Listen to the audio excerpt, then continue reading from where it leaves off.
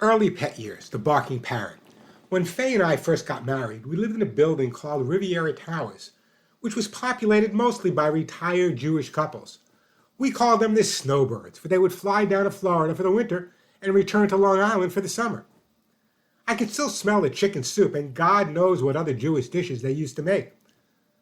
We had a studio apartment that was so compact, the two of us could barely turn around at the same time. But it was the only place we could afford. At $216 a month, I'll never forget that figure because God did we have to sweat to make those payments. At first, we did not have any pets. Faye had a dog that was living at home with her mom, and I had some pets that were living at home with my mom. We knew that because of our busy work schedule, we would not have pets for at least a couple of years. Now, this was an era when there was a lot of drug use going on. People were either smoking pot or dropping acid, doing quaaludes, or taking methamphetamine. Thus, it was common to walk into a house and find the clients using drugs. Some even offered to pay me in drugs. One client whose dog I was training also had a pet bird, and this client really enraged me when he told me that one of his friends had put some LSD in his pet bird's water. The bird had not been the same since. Well, of course, you know what a little bit of that drug can do to humans. Imagine how it affected the bird. The poor thing was basically stoned out of its mind. This guy didn't really like the bird anyway, so after some negotiation, I took it home to Faye. Now the question was, what were we going to do with a whacked out parrot? You couldn't talk to him. You couldn't handle him. The only thing the parrot did was bark. They picked up this from mimicking the former owner's dog, which was why I was originally called in to solve the chronic barking. So there we were in this little studio apartment, which strictly prohibited dogs and cats, with a barking parrot. Yeah, you guessed it. Pretty soon, I started finding notes that neighbors had slipped under the door saying, "Keep your dog quiet." Then one night, 2 Long Beach police officers showed up at my door with an apartment manager, Stu, a crabby man who bellowed, "I told you when you moved in that you could not have a dog. People are complaining. Now I'm here with the police, and you are going to have to get rid of it." Happily, I invited them into my apartment and introduced them to my parrot, Tattoo, who in fact barked like a dog. Everyone started to laugh, and the police all thought it was a big joke. Nonetheless, we almost lost the apartment over the recovering barking parrot. Peace officer days. Bless the beasts and the children, for in the world they have no choice, they have no voice. Bless the beasts and the children, give them shelter from a storm, keep them safe, keep them warm. It was the late 70s. Throughout the early years of my career, I found myself helping many humane organizations. If they've adopted out a pet that had a problem, I would work with the pet until the problem was resolved, and at no charge. There was one humane group that I really respected. It was a very small group of volunteers, but they worked harder than any other group around. Faye and I decided to help. We formulated our own chapter and started looking for volunteers. We met monthly and used my office as a base of operations. The organization was very involved in cruelty investigations, and after receiving peace officer status, I was put in charge of a dozen other officers. Our mission was to enforce little-known, seldom-used state agricultural and marketing laws designed to provide humane treatment for animals. If someone was found guilty, the maximum sentence was 1 year in jail and a $500 fine. We had the power to enforce the act by issuing summonses and making arrests, but we had to buy our own uniforms and guns. I questioned why a gun, but after my first few investigations, it became crystal clear. 2 out of every 5 complaints involved actual cruelty and ran the gory gamut of pets being locked indoors without sufficient food or water while their owners were on vacations, being beaten with sticks and rubber hoses, plus drownings, hangings, and tortures such as trying firecrackers to an animal and lighting them. The staged dogfights, cockfights, neglect, and abuse were especially difficult for me to handle. Our group won its first conviction within its first 2 months in operation against a Smithtown man charged with neglecting a horse. It was a sickening discovery. The poor animal was covered with blood oozing from flea-bitten ears and open sores. One majestic, now he could barely use his legs and because of overgrown hooves. Can you imagine the frustration that must have bedeviled such a proud creature when he would try to stand and topple over, slamming repeatedly into a cramped stall? His bloated belly, dull coat, and slightly swayed back revealed a deadly state of malnutrition. And what we feared for most was the acute depressed state he was in. Fortunately, his fate was safe in the hands of a veterinarian skilled enough to gradually return the horse to a healthy state, and he's retired to a farm. The disgusting owner received a sentence of 6 months probation. 6 months probation. Because the laws were never really enforced before, Our progress in enlightening the public was slow but encouraging. Word started to spread that it was against the law to abandon animals, and ignorance was no excuse. A couple of women who worked for an animal clinic witnessed a man throwing a puppy out of a van that had pulled over to the side of the road. They cut off the driver, retrieved the animal, and recorded the van's license plate number. It made my day to issue a summons charging him with abandoning in this previous female shepherd mix. Just 3 months old and left to fend for herself. Tails wagged when he ultimately wound up serving jail time. These crimes were committed by all types of people all over Long Island, from the richest to the poorest.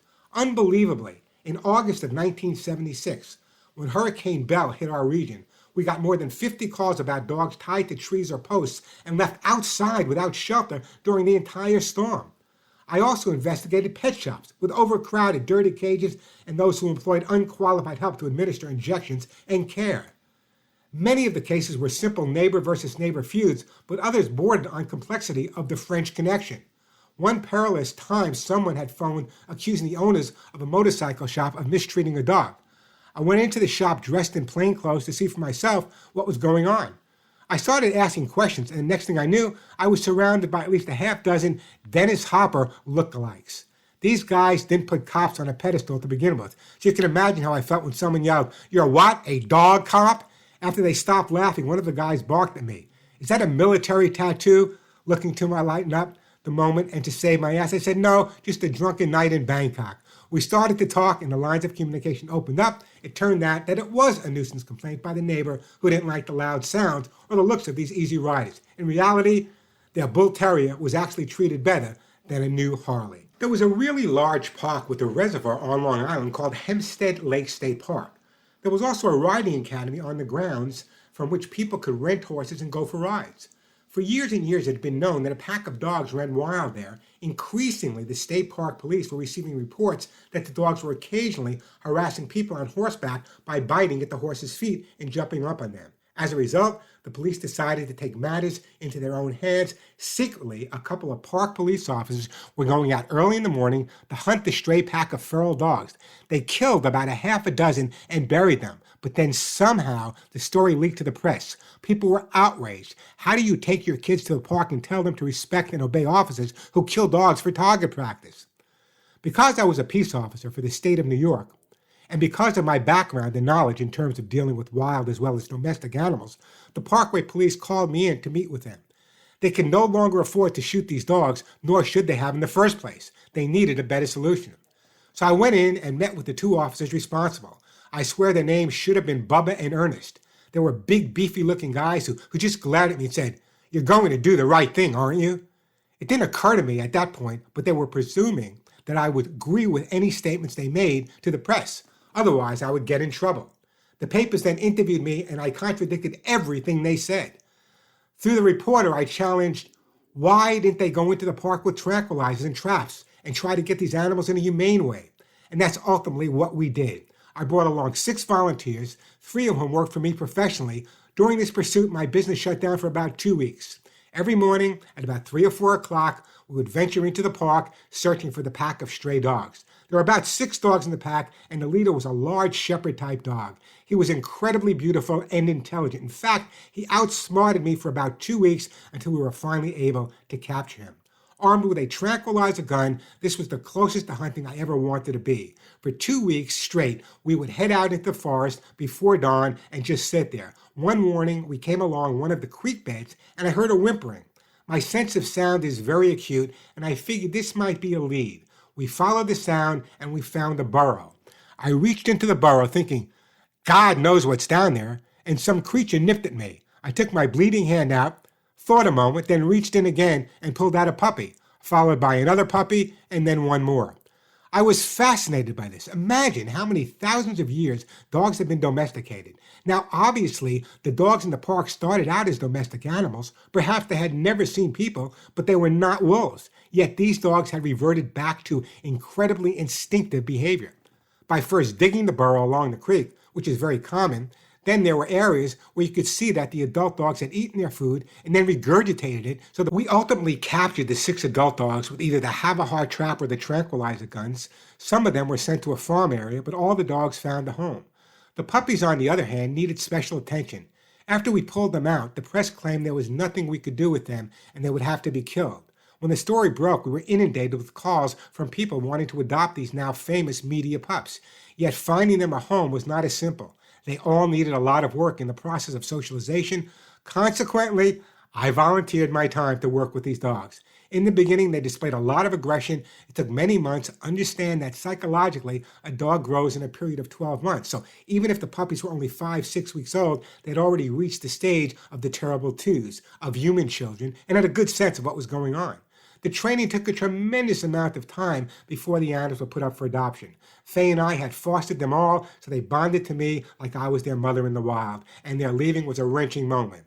I knew for a fact that the pups turned out to be really great dogs. I still hear from one of the owners who just thanked me profusely for the dog because it was such a wonderful match for her and her family. The same scenario repeated itself, but with stray cats. We would go into the industrial areas of New York and catch feral cats, and with a lot of tender loving care and a lot of socializing, they were eventually brought around and could make someone a loving, happy pet. Those people who say nothing can be done are simply wrong. When it comes to something that lives and breathes, there's always something one can do. I cannot make them all Morris, and I cannot make them all Rin Tin Tin, but I can make them all livable, lovable, productive members of the family. You know, it's one of the coldest nights I can remember. Long Island had just been hit with a major snowstorm, and power was out all over. I got a call at a home from a local police precinct that would generally call me when they had an animal case. A woman notified them that her neighbor was away and had left her dog tied up in the backyard. It was about 10 o'clock at night when I arrived on the scene. Mind you, this was a well-to-do neighborhood. When I went into the backyard, to my horror and disbelief, I saw an emaciated beagle tied to a short chain whose paw was frozen in the ice.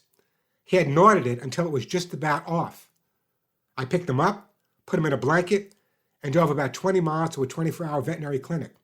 The vet told me that he would have to amputate the paw immediately and hope for the best. I paid the veterinarian the cost out of my pocket, well over $1,000. The beagle survived the next critical hours and eventually found his way into a loving and nurturing home.